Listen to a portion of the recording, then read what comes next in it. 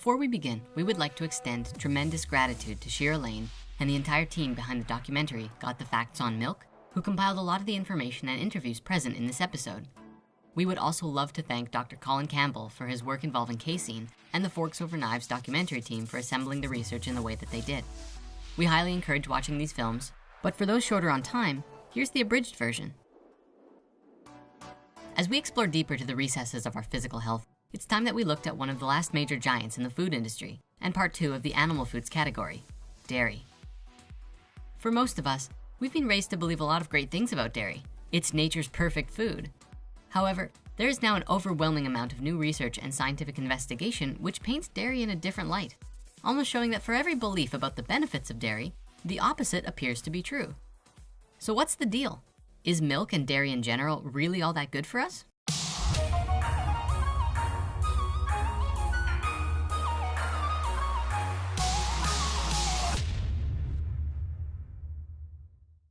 As with the last video, before we begin, we'd like to establish the following critical points.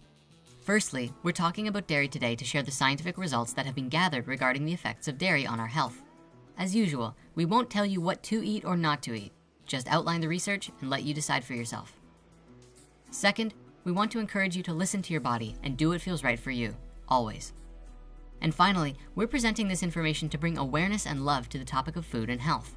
Our focus today is specifically on dairy and health, rather than vilifying the dairy industry or making bad guys out of farmers, though we will be touching on the common practices in the industry in order to get the complete picture of what is going on. Shall we begin? The production of milk. In order for a cow to give milk, she has to give birth to a baby calf. This starts the lactation process. Immediately after birth, the calves are separated from their mothers. Most female calves become replacement milking cows, and male calves often become veal. The calf goes and lives in its own little house, which is a measure to prevent disease, and the mother can't stay with the calf anyways because she's gotta milk. She has all of this milk for her calf that she has to give, which the farmers then hook up to machines to do the milking for them. This process goes until the mamas cannot meet their quota anymore, and they are sent to the slaughter to become beef. The calf then is fed not by her mother's milk, but with the industry's produced unsellable milk, which is milk with high levels of infection, which the companies deem not fit for sale to humans. What happens to the milk from the sick cow? Those we actually, what we do, we pasteurize that and feed that to the babies. The mothers will often also be injected with a hormonal additive called BST, or bovine somatropin, also called recombinant bovine growth hormone, which shortens to RGBH, which reports to increase milk production by 10%, but also has received criticism from scientists, farmers, and consumers due to making the cows sick and the dairy products becoming unhealthier for consumption by increasing risk of cancer from high levels of IGF-1, which is insulin-like growth factors. Canada and Europe have banned the use of RGBH. However, in the United States, its use is common practice, and the FDA has banned labeling milk as RGBH-free, so it's very difficult to tell what milk is safe to drink at all. The cows are also then often injected with antibiotics, which then makes its way into the milk that we drink. Finally, before being packaged and brought to the supermarkets, milk is pasteurized, which means heated to about 65 degrees Celsius for 30 minutes. This is done to destroy potentially dangerous germs and prevents the souring of the milk to make it last longer. However, in the process, it also destroys all of the beneficial bacteria and destroys the nutritious constituents within the milk, thus leaving you with a substance that is mostly devoid of nutrition. Breaking down the beliefs. For nearly 100 years, milk has been advertised as nature's perfect food. So perfect, in fact, that this US government film from the early 20th century recommended that infants that have just been weaned from their mother's milk should be immediately switched to cow's milk. Today, it's not uncommon to see ads on the TV or internet which portray milk as something which will help you lose weight, make your bones strong, prevent heart disease, good for your skin, stops cramps, builds your muscles, makes you taller, and makes your teeth strong. When you take a break, make it milk for vitality.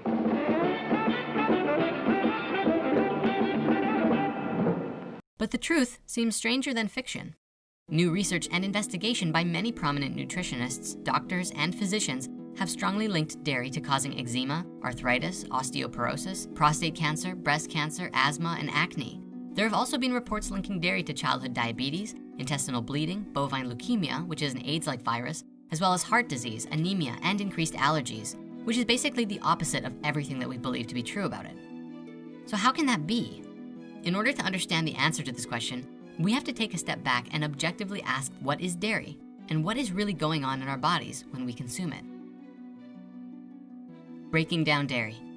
Milk in general is a very interesting topic from the perspective that we, humans, are the only creature that drinks milk beyond the age of weaning.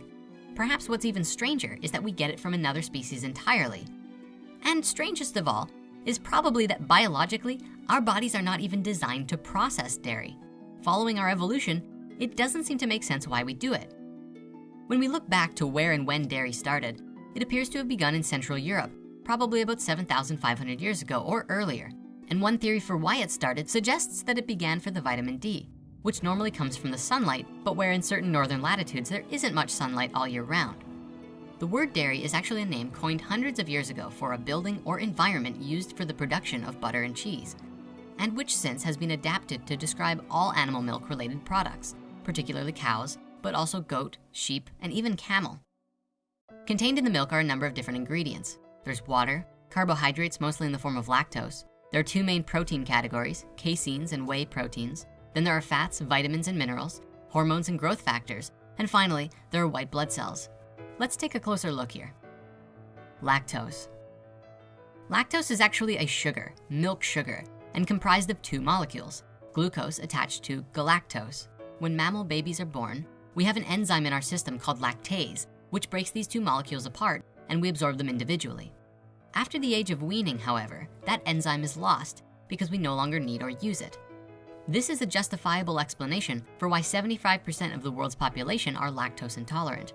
Biologically, we're not supposed to be digesting it.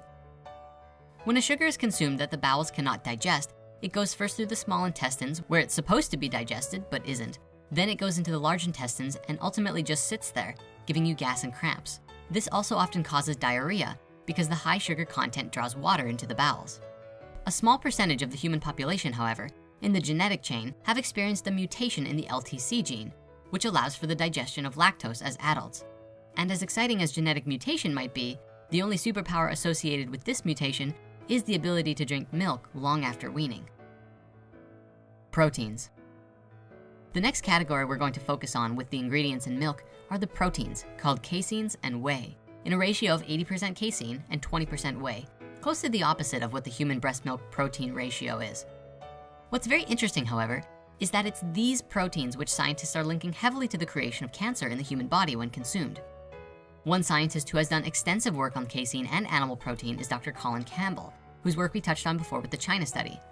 For Dr. Campbell, his research had started much earlier before he learned of the Cancer Atlas and took his work abroad. In 1975, Dr. Campbell was at Cornell University investigating the effects of casein, the primary protein found in dairy, on the body. Campbell had two sets of lab rats. One set he fed a diet of 20% casein, and the other half he fed 5%. Over the 12-week study, the rats eating the higher protein diet had a greatly enhanced level of early liver cancer tumor growths. Of the rats in the 5% group, none of them showed any signs of tumors at all. Dr. Campbell decided to take these findings a step further and gave a single group of rats alternating dairy protein amounts every 3 weeks, switching from 20% to 5% and back and forth. The results were astonishing. When they were given 20% protein, early liver tumor growths exploded. When the same rats were given 5% protein, tumor growth actually went down. It was after this experiment that Dr. Campbell would finally get to research the same effect on humans with his China study, and ultimately validated his research 100-fold. It's worth mentioning too, that Dr. Campbell also discovered that plant-based protein, such as that which comes from soybeans and wheat, even at high levels, did not cause any tumor growth whatsoever in any of his experiments. This notion is also observable when we look at all of the countries of the world together. Out of the top 20 countries with the highest milk consumption, many of them also appear on the highest cancer rate list. Calcium. What do you think the most important nutrient we get from dairy products is, like milk? Calcium. Calcium. Calcium? Calcium. Calcium. Calcium. Or calcium. Calcium. Calcium. That used to be the TV commercial in England. Milk is calcium. And while it's true that dairy does have calcium, it's also true that the best sources of calcium actually come from fresh vegetables. Vegetable calcium is absorbed about twice as well as the calcium in milk, and has the bonus of containing fiber, folate, iron, antioxidants, and the bone health superstar, vitamin K. But wait, isn't dairy still good for the bones? Well, there's actually two factors involving the dairy and bone health notion.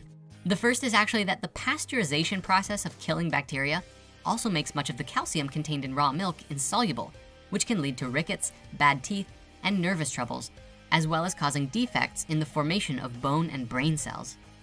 Further, and probably even more serious, if we jump back to the animal protein that we just looked at, it has been linked with bone degeneration. And so even if there is bone-supporting calcium in milk, there is an even higher rate of risk of bone degeneration. Here's the science of how that works. Basically, animal protein creates an acid-based environment within the body, which creates a disease-like condition called metabolic acidosis. This disease occurs when the body's pH level is far too acidic. When we have this condition, our body draws upon its top acid buffer to protect our bones from the acid. And that acid buffer is the calcium in our bones. The calcium is then extracted to neutralize the excess acid, and our bones become weakened. You know, the higher the dairy consumption in different countries, the higher is the risk for osteoporosis. It's not the other way around. Like the dairy industry, I mean, they've been getting away with that yarn for quite a number of years now. And they found that the countries where they were consuming the most milk, the countries where they're consuming the most calcium, had the highest hip fracture rates. It's actually opposite of what you would think. At Harvard, the Nurses' Health Study tracked women, more than 70,000 women for over 18 years. What they found is those who drank the most milk had absolutely no protection against hip fractures at all. The idea that calcium is going to build strong bones is a myth. As the science of this was discovered, many national health organizations turned to defend the health benefits of milk by recommending that we consume low-fat dairy products. So as the fat is taken out, the protein becomes a larger proportion of the total. So they become higher in protein, lower in fat. And when we compare these high protein, low fat milk products, for example, with prostate cancer, the relationship is as strong as it is for cigarette smoking and lung cancer. Today, and similarly with the meat, cows that have undergone hormonal and antibiotic injections have a much higher rate of spreading disease or other illnesses through the milk. Further, the animal protein itself, casein, seems to have a degenerate effect on the body. But as Dr. Campbell's research showed, 5% dairy intake had no problem at all, but 20% was immediately linked with cancerous tumor growths. Ideally, if you're going to consume dairy anyways, the best way to do it is probably to find a raw source of dairy from smaller organic farms and from very happy and healthy cows, and limiting your intake to about 5% of your daily nutrition. With that said, many scientists, like those that you have seen today, often simply recommend just taking it out altogether. And I'm the luckiest doctor in the world because my patients get well. Looking at the meat and the dairy group, of those two groups, what should I give up? The question is, you should give up the dairy group. You'll get much better results than giving up the meat group. And the reason is dairy is basically liquid meat. They're very similar in their nutritional makeup, but dairy has some extra problems, allergy problems, autoimmune diseases that they cause. Now, there's actually a lot more to share on this topic of dairy, but we're hitting our time limit for today. So if you really want to go deep, we highly recommend watching these documentaries that we mentioned at the beginning. And of course, don't forget to check out our sources in the comments. Thanks for watching, and see you next time.